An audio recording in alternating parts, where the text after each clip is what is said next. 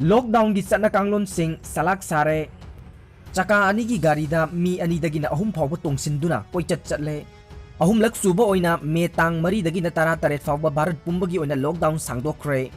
Ministry of Home Affairs na lockdown manungda red haibadi hotspot green amasung orange zone singda chanagadaba no bakanglon sing lauthokuna miyam da khangan khiba leire. Adubu Manipur gi ngasi lockdown sangdokpagi ahuba numit asidagi hauna miyoi ayambana lockdown gi chana kanglon sing ngak na thabak tawdre.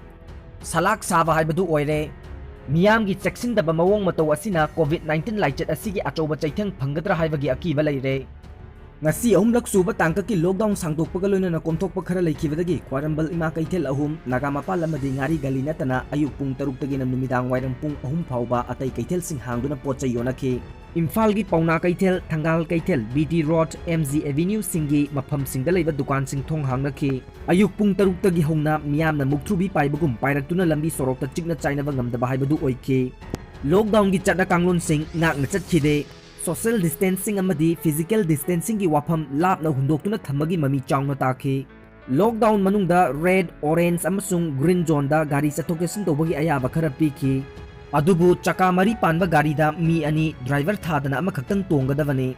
Aduga chaka ani panba gari gi oinadi thoriba mi adu natana ahenba mi amata tongba yaroi haina khanghankiba adu miyoi ayambana ngakna chanakhidre. Lockdown gi chatna kanglon thugaiduna engine panba motorcycle na chingbada miyoi anidagi na ahum phawba tongsinduna koichat chatkhi. Aduga driver thadana miyoi anidagi hena tongba yade haiba chaka mari gi engine panba gari singdasu miyoi 8-9 tongsinduna Imphal Sahar amasung akoiba mafamsingda maningtamna chathok chasin tongnakhi. Loinana lambida lakpa gari singna traffic jam thokhi. Dukan singda pot leiba lakpa singna social distancing ngakna chatre. Chathok chasin tawba amadi public place ta mipung khudimangna mask upkadabani haiba du ngakna chanakhide.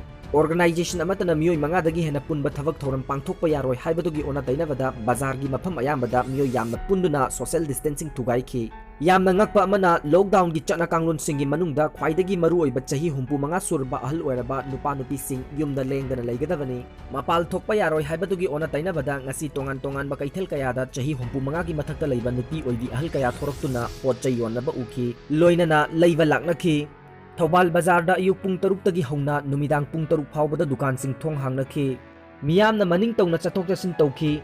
Adubu Thobal Bazar gi maru oiba saruk ama oiriba ima kaithel di thong hangkhide. Thobal Police ki maikaidagi lambida thorakpa mask uptaba miyoi sing phagatuna detain tawduna thamkhi. Police ki maikaidagi su mask uptaba miyoi sing aduda khudakta mask piduna uphankhi.